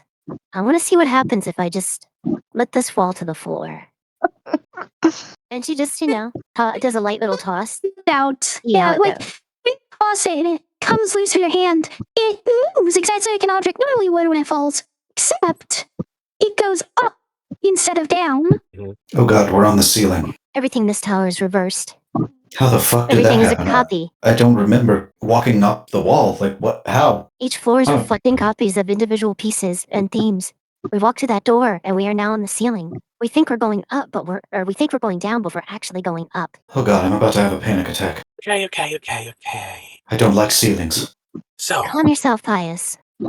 I was wondering something since we started this whole trial. Do we know where we want to go, where we want to roll towards? It's not, we don't, the place is not responding to our direction. Maybe responds to our intent. We want to get to the top floor. So, let's say, if I walk on this direction, I will find myself on the floor. If I walk on that other one, I will find myself on the ceiling. But in any case, no matter what I'm trying to, where the route I choose, my intent is to go to the top. Maybe if we all things like that, things will change. It's just a test. I don't have any proof yet. Well, it's worth a shot. It's a better idea than I have. No, you're onto something. So, Just a possibility, though, if you don't mind. of course. If this plan doesn't work out, if the idea is to get to the top, but everything seems more reversed, reflected in a way, what if the goal, intent, is to get to the bottom, which will then take us to the top? Reverse psychology. Fair. No, so let's move all together with a shared declarement intent. We stay together and we go to the top. We'll do Geraldine's idea first. So, Okay. you are currently at the south side of this floor, where the staircase came out. Do you head towards the west, the east, the south, the north, with this intent to go to the top? Let's say the south, guys? Actually, that's what I was thinking. Because we, My apologies. in You're this way, at the south. You're at the south side. It's west, northeast from here. okay. So, Probably north then. but if we are at the south, we came in from the north, or maybe not. No, we are. you're still at the staircase that you came down. You came in from the south side. You're at the south side still. Okay, so yeah, let's try reverse psychology like Tempest suggested, and try to walk towards the north with the intent to get to the top. Okay. You all navigate through the series of beds along the way. Actually, I need to double check something. What's your passive perception? Oof. Ooh. Sorry, what'd you say, Jess? Geraldine, what's your passive perception? My passive perception is 12. Yeah. Okay, then that would mean Tempest. As you all are making your way, you think you might see someone moving and wandering out of the corner of your vision about 20 feet away, but every time you kind of turn your head to look, there's no one there. Until you all get to the other side, And again, once you come within about 20 feet, you see another staircase heading down. Okay. I turn to Pius because he's still leading, so I'm just reaching closer to him, and I put my hand on his shoulder and I lean down to whisper into what supposedly his ears, and I said, "I think we are followed." My apologies. I probably cut out for a moment. Tempest is the one who notices it. The only one with the high enough passive perception. Sorry, because you asked me, I thought you were telling me that I saw it. No, I forget was it. I trying didn't to say verify. anything.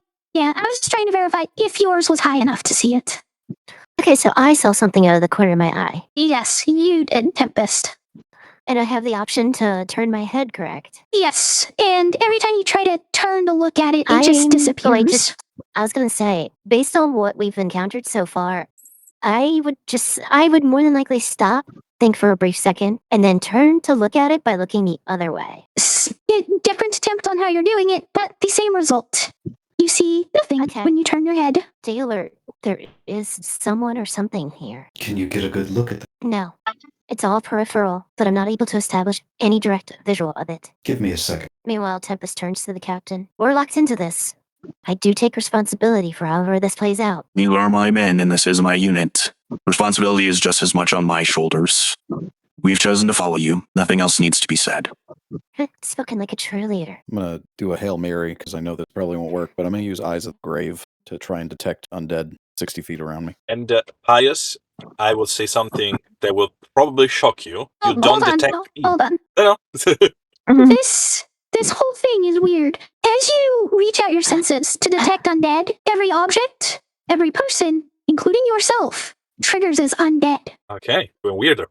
I know that this is obvious because I'm sure everybody here is thinking this, but I fucking hate this place. I wasn't thinking that at all. Well, you should be because I hate this place. It's really fucking with me. This is awful. This is a horrible place. I hate this tower. If it wasn't magical, I would be ripping the bricks out with my bare hands. I mean, we could go outside and I could, And Twilight, how you propose to get out? the way we came in? Mm-hmm. I guess we should just keep moving forward. Is that the correct answer? Or the way we came in? The thing On is, the second floor, the staircase disappeared, but it did reappear when you went back to it. There's nothing actually indicated you can't just go back the way you came and leave. No, Besides it's true. how fucked up the place is. And then we can go outside and I can, I think I can collapse it if you like. But I'm kind of intrigued with the place. No, I doubt it. It's magical. I doubt you could do anything. It could be indestructible for all we know. Let's just keep moving forward. I don't think sitting in one place would just keep going to the... Geraldine thinks for a second. You don't think that stay in a place will help us moving? What if is exactly what we need to do? Is to just stay in one spot? And try to get where we want. Just trying things here, not having an answer. If this place is a trick of the mind, is an illusion some kind of way, and it make you see or go somewhere, what if this is just one big trick? I'm sure it is. And this place is actually just one room. This is gonna sound stupid, but I'm gonna say it anyway. Pius is kind of like a tower, but maybe if we talk to Amy, she might have a better idea on like the layout and what to do on the situation. To see maybe she might have blueprints on the tower and figure that out. I don't know. Probably not. Okay. You're thinking outside the box, though. Or Well, the tower, it's kind I of should say. stupid, but I mean, I don't know. No. It's not stupid, Twilight. Like in my head, it sounded like really stupid, but who knows? Might as well ask. But I'm thinking maybe like Amy would have like a better idea of it. Yeah, I don't know. Oh, what do you all do? Do you stay? Do you move down to the next floor? I kind of like Geraldine's idea. Just stay in one place and see what happens. Honestly, hopping off of Geraldine's words, if the trees are possibly moving when not being looked at, why not close our eyes for a brief moment to see if the room changes while we're not looking at it? Yeah, that can do. I'm kind of apprehensive about that. We can help you in closing your eyes, but you might not wake up for a bit. She means she's going to knock you unconscious. Ah, stare. So we try this and see if anything happens. Yeah, Pius closes So- his eyes. Twilight, are you going to stand still and close your eyes as well? Yeah, but she's gonna be very apprehensive. Like, she's gonna want to just like, yeah, she'll do it, even though she's like terrified of it. Pius will help her. Stay attached to Help. your partners. He'll put his hands over Twilight's face. Thank you, Pius. That's exactly what I needed. So, you all stand as still as you can with your eyes closed, knowing that it may not happen immediately. You spend 1 minute, 2 minutes, 3 minutes. About like 10 minutes have passed. You haven't heard anything happen. You haven't felt anything happen. You don't notice any differences with your other senses. But your eyes are still closed, so you do not know if they visually have changed. And at that point, Geraldine will say, "Let's give it a look." And if no one object, she will open her eyes and look around. So you Twilight all grabs Pius's wrist and like, wants him to like look first and have everybody else do it before she does it, because she's like kind of scared. It's like a band-aid. nice. Band-Aid, love it. That's a great reference. So Just rip it off. guys, just save you from a wisdom save. Just outright no save because you all had your eyes closed. When you open your eyes, you look around, and the room is now only about 30 feet across. The dimension it should have been from the outside of the tower. There's windows on the... Oh, I'm sorry, I gotta remap my north-south in my head real quick. Okay. So you're on the 3rd floor, so there is a staircase on the south side where you came in. On the west, north, and east walls, there are windows peering out. Each of them only about a foot wide, 1.5 feet tall. Everything seems to be appropriately dimensioned now. There's a row of bookshelves against one wall. There's a bed on another wall. There's a desk with papers, ink, and quills over tucked in another corner of the room. There's a large armoire just to the side of the bed, as well as a nightstand that also doubles as a foot chest. It has drawers on it. There's a staircase on the north side as well. This one doesn't seem to go all the way up, down. It just seems to be steps that go about halfway up the height of the wall before ending. It seems to be a fully furnished room. Just to And correct me if I'm wrong. yes, It's almost like I feel as a player, there's almost like we were walking into actually this room the whole time, keep ending in a section of the room, like, oh, we ended in the section where the desk is, and now we are in the section where the drawer is, and etc., etc., etc. But they were amplified and make it in an illusory way that they were like, almost looks like rooms itself. yes, that would be accurate to it. And Okay, Geraldine is quite pleased with herself because she realized how to trick the place and say to everyone, "I think we are in the right place."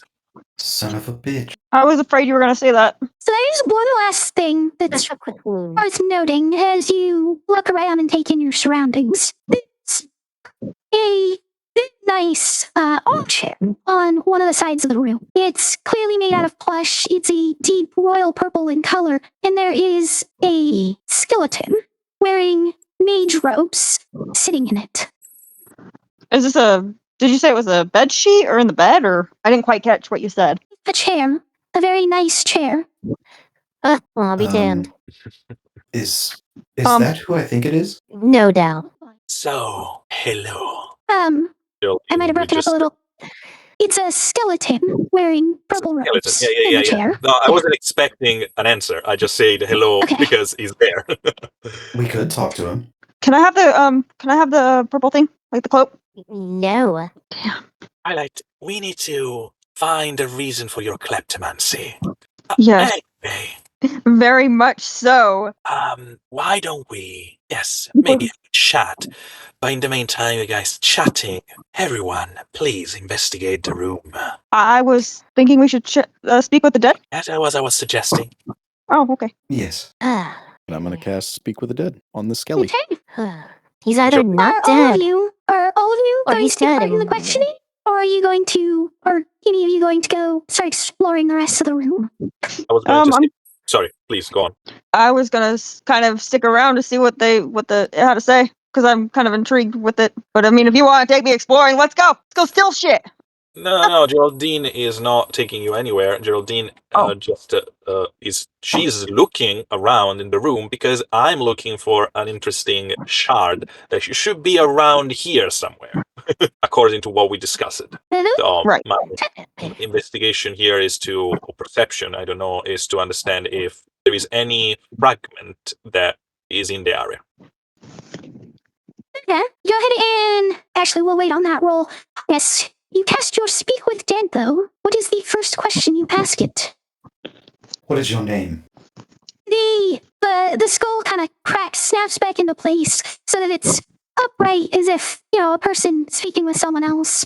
And it seems to almost be an echo of 3 or 4 very similar voices. I'm not going to try any type of voice mods for this one, but all of the voices do seem to be male. I do not have a name, or do I? Too many to count. Perhaps my last name was Oliver? Do you know where is the fragment that it resides in this tower? The only fragment is the fragments of my mind, shattered, lost in the illusions I used to deceive others. Oh, sweet. Ones that now deceive me. I cannot escape. Great. So the undead we have chosen to speak with is a lunatic. Fantastic. And we all. Not quite that bad yet. Maybe give me another 1,000 years and I might be. Well, if anyone has any questions, feel free to ask. I kind of want to ask, but I kind of don't. Maybe what was the name again for the skeleton? Like Greg or something? They don't know. Yeah, The they gave last name said was Oliver. Oliver, sorry. Maybe it was yes. Oliver. Well, maybe Oliver may have an idea on the rotation of the tower and see if maybe there's a trap door or something. I don't know if something in that realm of question, maybe something like that. Well, I feel like we've already broken the illusion, though. Maybe, Oliver, what killed you? I'm the passage of time. That's a good question, guys. The passage of time. Wait, that could actually be a clue. It might be, or we're just talking to someone that lost their goddamn mind, and this is a waste of time. Geraldine is still looking around the room and etc. Exactly that, Pius. They lost their mind. Almost like he's an object. I mean, I kind of lost my mind a long time ago, but maybe I'm not that bad quite yet. Getting there, but not that bad. As I kind of put my hands are kind of on the chair, the back of the chair, kind of sneaking over to the cloak that the skeleton's wearing, or Oliver's It's a wearing. robe, not a Glory cloak. to God. Okay, robe. No, let her do it. If she wants to steal something off of a mage, that's fine. Let her do it. I will not let her desecrate any type of corpse in any way. Yes, but it could backfire on her, though. Then she might learn her lesson. No, she won't. I won't. Well, Wait, guys.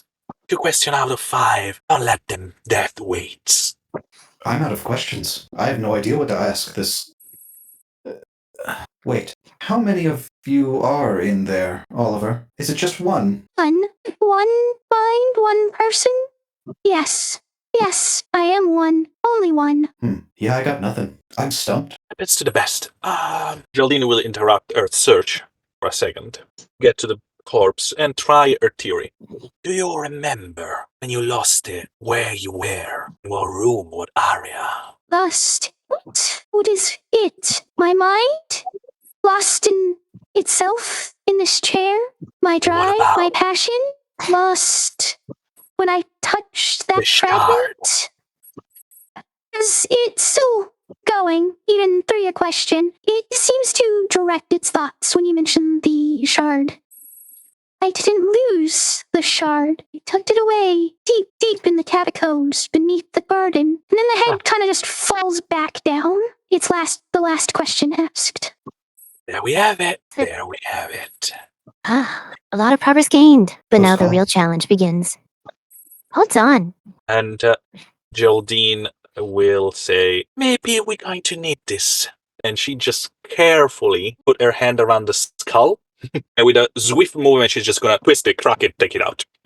Alright, this is where we're gonna wrap up for tonight, though. That's why I didn't want the role for Geraldine quite yet, is because when we come back, we can get into that and the results of the Keinherst who have already started to look around the room as well to investigate things. So, what did everyone Geraldine watching this take? VOD after... Hold on. Everybody watching? Love you all. Thank you for joining us. And as always, I love you. Bye-bye. Adios.